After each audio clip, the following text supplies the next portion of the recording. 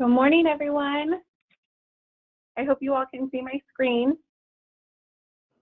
So today we're going to cover the FY20 year-end financials, tips and tricks, and then just some general updates to get us started for the next fiscal year. So first I want to take you through the FY20 fiscal year-end timeline. You guys have probably seen this a couple times in the financial newsletter that we've been sending out. And we only have 14 days left of fiscal year 20. So June 30th, all operating grant funding must be spent, and any equipment or any items ordered through those grants need to be in hand by close of business on June 30th. If for some reason you won't be able to spend all of your funding in your implementation or your engineering grants, please let us know, and you can use the link for the operating grants return fund form to return those funds. So July 10th is a big day for all of us. So it's the day that all of the operating grant closeout forms and final vouchers are due. So this year is a little different. I wanted to highlight 2 year-end reports that are going to be due in addition to the final grant vouchers. So for the implementation grant, we require the salmon and orca funding report to be submitted, and you're going to report on all of the activities that were paid for using the salmon and orca funding under the implementation grant. And we will not be able to reimburse the final June voucher until we get this report for the implementation salmon and orca funding. And then this year, also, even though the livestock grant is running for the entire biennium, this year we're going to require a year-end report, and so you're just going to report on what was completed in the first fiscal year. So FY20, you're going to report all of the activities that were done in the livestock grant. And again, we can't process the final June voucher for the livestock grant or the July voucher until we get that year-end report. So July 31st is when we're asking that all of the FY21 grant addendums are turned in for the operating grants, such as your implementation grants and your engineering grants. And please do remember that all addendums require board approval. So if for some reason your board isn't going to meet and you won't be able to meet that deadline, just let us know. We'll work with you. But all of the FY21 addendums will be due on July 31st. And if your district does want to submit for an initial payment request on the implementation or engineering grant, those initial payment requests will also be due July 31st.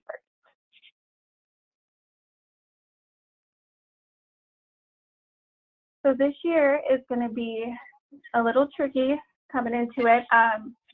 With the budget shortfall, SCC was given instructions by OFM to reduce our operating budget by 15% for this next fiscal year.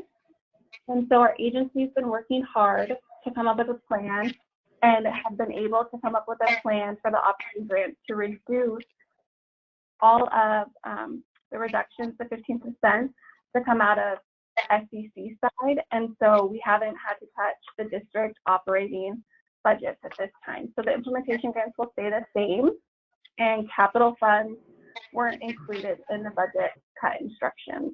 So we just wanted to make sure you guys know that there has been no reductions to the implementation grant so far. We were able to absorb it internally. There is a possibility for potential special legislative sessions that might come down the pike that might, we might have additional budget cuts, but at this point, we don't know, so we're just preparing for what they've told us. Which brings us to the next slide. So at the May Commission meeting, the Commission authorized the allocation of the first 6 months of the implementation grant. So what that means for you guys is that the addendum that you're going to submit for your implementation grant will only have the first 6 months of the total grant awarded. You can still take your basic allocation payment up to $12,500. We're going to allow that full amount to be taken if you guys decide to. You can always take an amount less, but we're allowing up to $12,500 like normal. But I wanted to give you an example.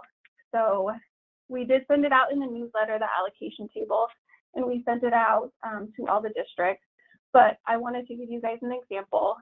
So a 6-month allocation for the implementation grant would be $42,244.50 just for the implementation allocation, and the ORCA funding would give you $5,555.50 for a total 6-month allocation of $47,800. So your implementation addendum should add up to the $47,800. So that is the amount that you're going to put on your implementation addendum and submit it. So hopefully the commission will release the rest of the funding at a future commission meeting. And the way that we're going to approach that is we'll contact each district and ask them where they want the additional funding for the implementation funds to be amended into the grant. So what outcomes you want us to put that funding in for you. And we will do that with an amendment to the grant. So you guys don't have to redo your addendums or anything else like that. We'll take care of it on our end and send you a copy of the amendment that we put for your grant.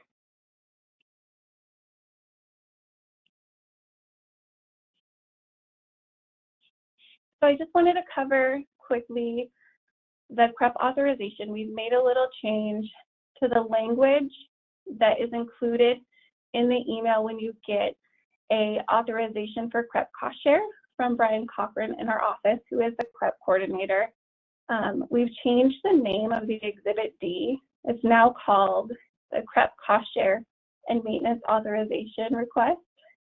And I put the language, you can see it there on your slide.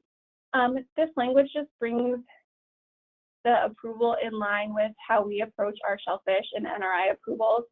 And it really just gets to the fact that no cost can be incurred for CREP cost share prior to Brian Cochran's approval on that email.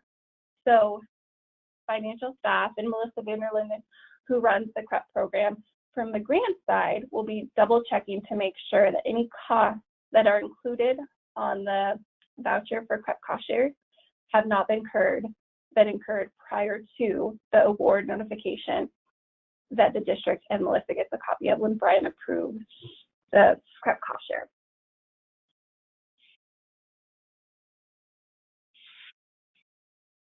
And so because of that, and because SCC awards funding on a BMP basis, beginning July 1st, you're going to see a little tweak to the cost share and maintenance authorization request form that we were just talking about.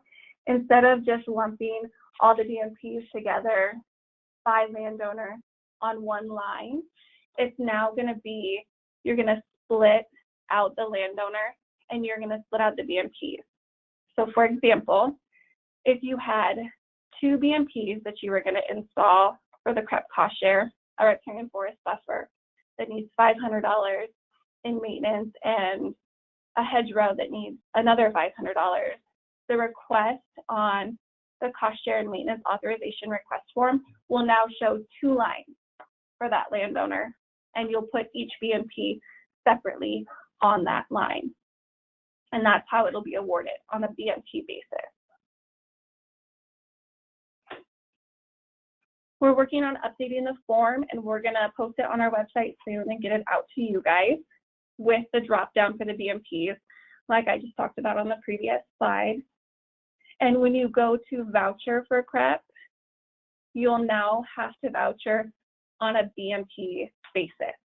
So make sure that your voucher matches up by BMP with how the CREP maintenance request form was filled out and approved by Brian.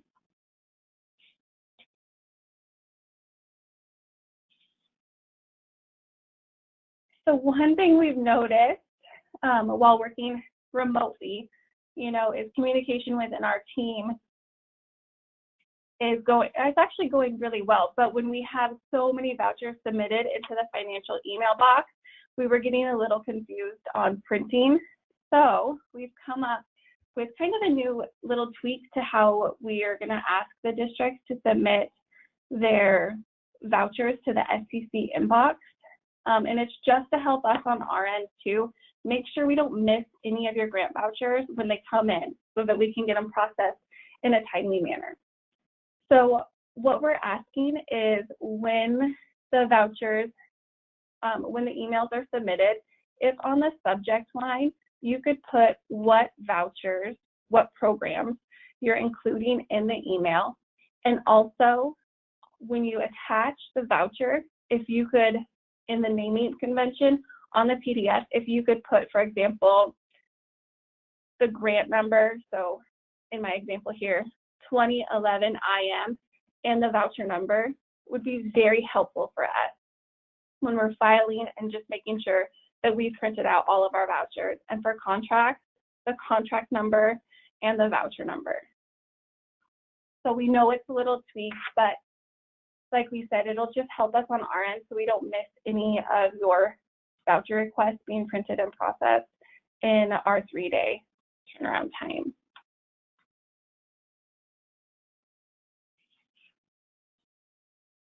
And just a basic travel reminder, I know there's not a lot of travel going on right now currently, but when vouchering for per diem, it's really important that the departure and return time is listed on the travel voucher.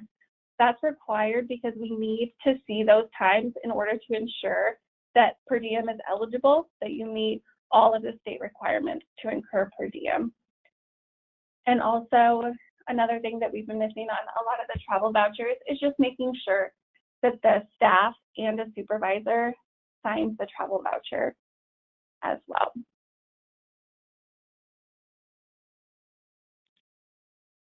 And we just wanted to give you guys a little reminder that we're halfway through this biennium already, and it's gone really fast.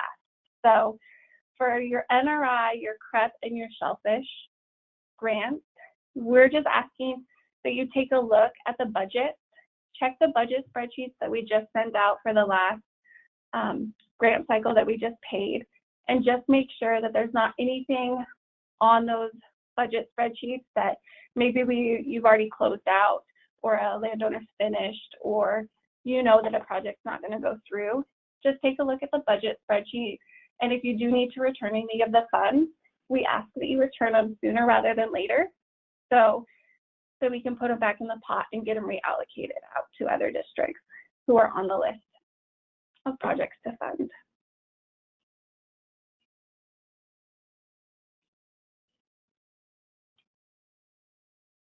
And just a reminder for you guys and for us, please check all of the charges for vouchers.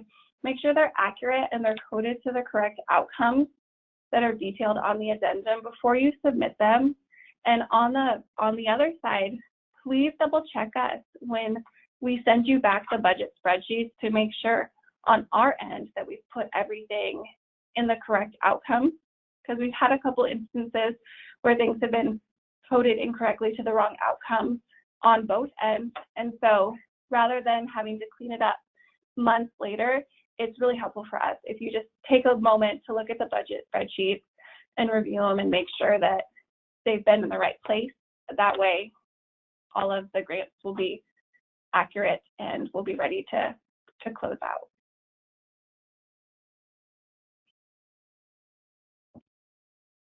And we just wanted to give you a training reminder that we're here to help train your districts. If you're brand new and you need a refresher, or if you're brand new and you need to be trained on any of the financial vouchering and forms, the cost share process, or CPDS, Melissa and I are available to train you, and we try and get those requests filled as soon as possible. And we do it via webinar, and we do it as an interactive session, so we can go slow. You guys can ask any questions that you need to, and you know, they usually take about an hour for each topic. So just let us know, and we're more than happy to set up a training with you. You can contact me or your regional manager to set one up. That's all we have for you guys today. Any questions? Don't forget to raise your hand on your GoToWebinar control panel if you want to ask a question, or type your question into the questions box, and we'll read that out for Courtney. Thanks, Shauna. Anytime. I don't see a lot of hands going up. Josh, do we have anything in the questions box? Yeah, we have one from Dawn a little bit earlier, and she was asking if she needs to inform you, Courtney, if we do not use all the CTD funds before the end of the month. Yeah, Dawn, that would be great. If you could send me an email, that would be perfect, and we can get that rolling.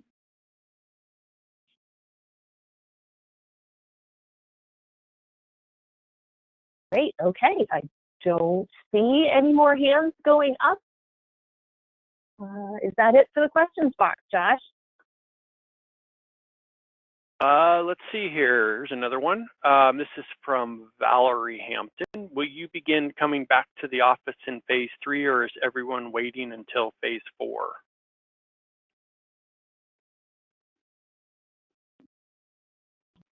Yeah, that's a good question. Yeah, we come in once a week, and we process the vouchers and contracts through our state system for payment for you guys. We're kind of still playing it by ear and waiting for the instructions from the governor and what he wants to allow us to come back safely into the office. I'll chime in here too. We've been told there's a safe start plan for state agencies coming. I haven't seen that yet, haven't seen it released. So most of us are still teleworking. Okay, don't forget to raise your hand. And just the last little piece to that, when we're housed here in the ecology building, we also have to abide by ecology's rules. So we're waiting on guidance from the ecology agency as well. Hey, Dawn, I see your hand up. You should be unmuted. Go ahead. Oh, I'm unmuted now? Okay. So on the CREP breakdown, I'm trying to wrap my head around what you mean by BMP. So when we do cost share installation, we have the site prep and the plants and the tubes, and so you need one for every single one of those, and then the maintenance, whether it's tube removal or weeding or mowing, or because each of them have like 4 or 5 breakdowns in the maintenance part of things. So we need it broken down to that level, or what? Because that's an awful lot of stuff for me to do with 100+ people. I know you guys have a huge program. No, I absolutely understand. It's my understanding, and Shauna, you can unmute Melissa too if Melissa wants to take this question. It's my understanding that it's just going to be broken down by BMP. So if there is a BMP for each one of those that you just listed, that's how it'll have to be listed on the CREP and maintenance request form. Okay, are we informing the technicians that fill out the forms that go to Brian too under the riparian stuff, or is this something we have to relay to them that they're going to have to do this now? Yeah, that's a good question. We've already put it out through GovDelivery on Brian's CREP subscribers. We put it in the newsletter last month, and we will make sure that we get it out again because we're working on updating the form for you guys. And so as soon as we get that form updated, we will send it out as soon as possible. And so this is effective July 1st. So if we have people, because heaven knows with the June deadline thing, fiscal years, we're always straddling maintenance from last year to this year. I mean, when does it start, with our new ask or with like the carryover stuff that we're finishing up from our allocations for spring maintenance? It'll be for any new acts. So we're not going to make you go back and redo anything that we've already approved. So it'll just be from July 1st on. Any of the new acts are going to go through that new process. Okay, thank you. Yeah. Hey, And Courtney, Melissa, I did unmute you. oh. Sorry. I was just going to say Melissa's unmuted if you wanted to add anything to that. Hi guys, can you hear me? Yeah. Yep. Okay, I can hardly hear you guys. So I caught most, I think, of what Courtney said, but the main, so we're going to cover it tomorrow too, where the CREP techs are hopefully going to be on the CPDS call. This session is for everybody, and so we're also going to cover it there. So to hopefully get it to like the broader range of everybody.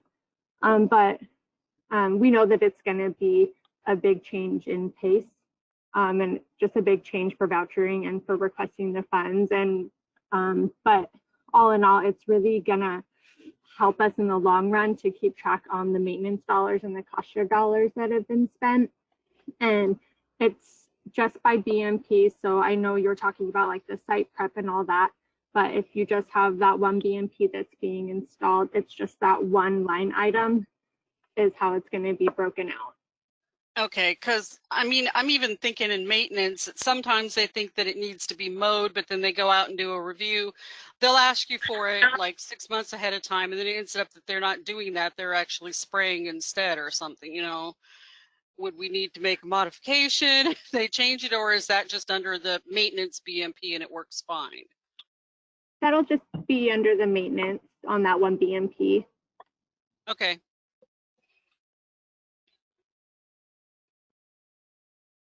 Great, thanks, Melissa. Great questions, Dawn.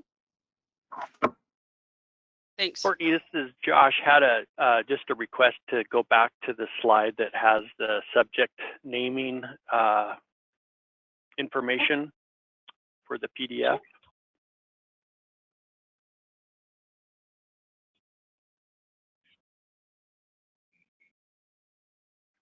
And there wasn't a question associated, just I think wanted to look at it a little longer.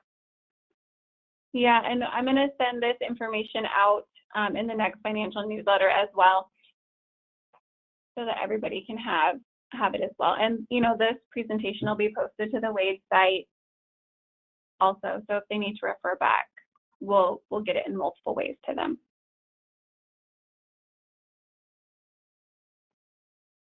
Very good. Don't forget to raise your hand if you have a question. Zora, you're good to go. Hey, this is just really quick. I know we're all supposed to get an email when we turn in a grant voucher, like not a bounce back, but an auto response or something. And I have never gotten those, and I know some other districts haven't. Are there plans to make that so that we all get that? You know what? It's kind of a tricky thing to figure out. We've tried a couple of times. We test it ourselves. You know, Sarah will send it an email. I'll send it an email. I'll send it from my other personal email, and we've gotten bounce back. So, yeah, and we've brought it up to Ecology's IT that we've heard that. So and they don't have a good answer for us either. So, I don't know if it's individual firewalls or emails that, you know, have blockers up, but at this point, you know, we have tried to reach out to IT and test it, and I don't have a good answer for that. Okay, I'm sorry. thank you. It's so weird because I get it. We don't have a very strong firewall. I get bounce backs from other people. So that's so strange, but I thank you guys for trying. Yeah, you know, also, Laura, I've heard from a couple people that had that same issue. You could put a read receipt on it too, and that should reach you so that you know when we've clicked on it to print it or done something like that, it should send you a read receipt. I always feel really snarky when I put read receipts on emails, but that's a good idea. No, that's okay. No, we understand. That's perfectly acceptable. That's a good idea, though. Thank you. Yeah. Hey, Courtney, are you able to go to the NRI slide, the check-in slide? Sure. And if you going back to Zora, your question, if you ever are worried that maybe we didn't get it or you just want to check in, you can always shoot us an email and we can pop in that inbox and look for you. No problem.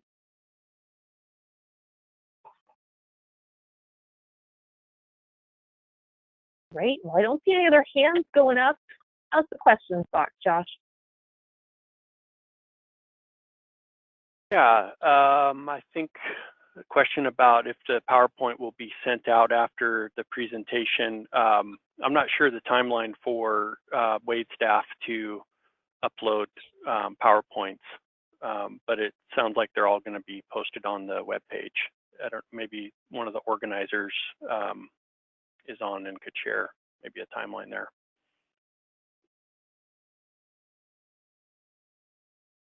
Yeah, Audrey, do you have any intel about how long it might be before things are posted up on the Wade or CTV website? No, I don't have any specific information, but this morning, I think it was Nicole said that she expects to have everything up in about a week. That's great. And then I'll take this presentation and turn it into a PDF, and it'll be linked in the next financial newsletter also.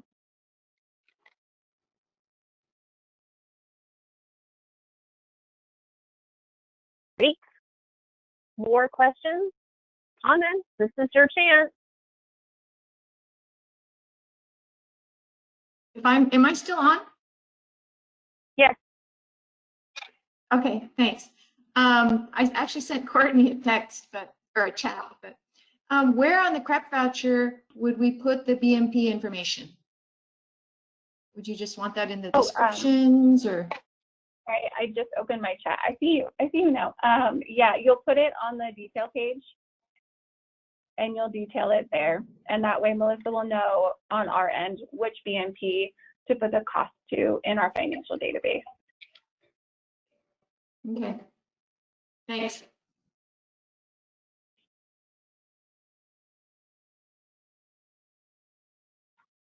Okay, more questions, comments? Don't forget, raise your hand, use the questions box.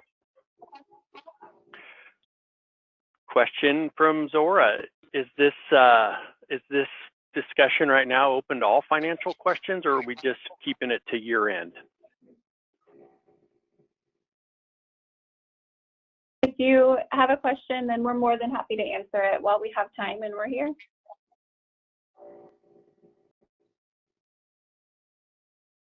Go ahead, Zora. Okay, thank you. So yeah, this doesn't have to do with end of year stuff. It relates to CPDS NRI cost share rate. On a public piece of property, the cost share rate is 50%. And my question is that 50% for the entire project, or is that 50% per BMP? So we award all funding on a BMP basis. And so you're going to use each BMP cost and you're going to take them by 50%.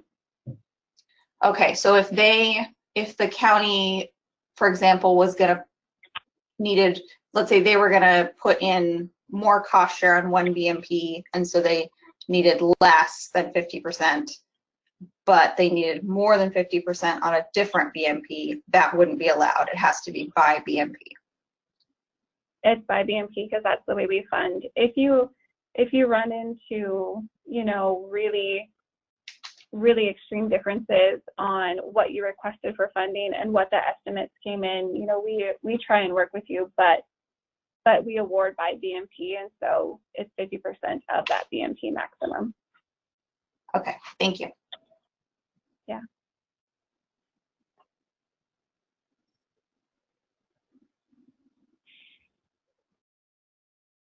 Any other questions? Comments? Nothing in the questions box yet. Okay. This is your chance, folks. Any burning financial or grant questions for Courtney? Don't forget to raise your hand or type your question into that questions box.